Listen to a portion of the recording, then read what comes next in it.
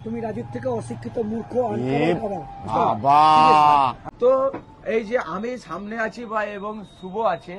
শুভ, তুমি একটা ভিডিও দেখেছো কি? তোমাকে আমি বুঝিয়েছি, কি বুঝিয়েছিলাম? দেখিনি ভাই, বলো কি বলো। ডিজে অরুণ করেছে তোমাকে গাড়ল, আর তুমি হয়েছে ওর আসলি গাড়ল। কারণ আমি এটাই বলেছিলাম, কেন ডিজে অরুণ তোমাকে সামনে রেখে ও নিজে থেকে ও উঠতে চাইছিল, সেই জন্য ওর বাঁশটা আমি কেটে দিচ্ছি। আর আমি কেটেছি। ডিজন বলছে ঢুকিয়েছি সবার আগে প্রথম। ডিজন লেখা বলছে চৌধুরী ভাই বানিয়ে দিয়েছে। তোমার একটা কথা বলি শোনো। হ্যাঁ বলো এটা বলো। বইতে হিরো বেশি বেশি টাকা পায় না যে কি এমনি করে সে বেশি টাকা পায়? বলো, সাইড অভিনেতার টাকা বেশি নাকি হিরোর টাকা বেশি? তুমি নিজে বলো আমাকে।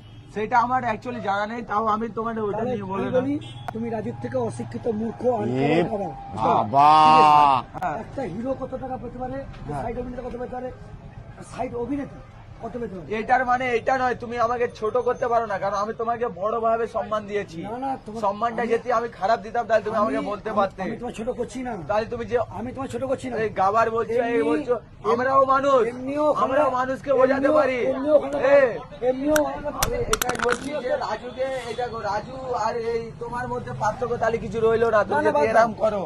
সামনে বাস আছে বড়, হ্যাঁ। পাশে কাকিমা আছে, কিছু বলতে পারলাম না।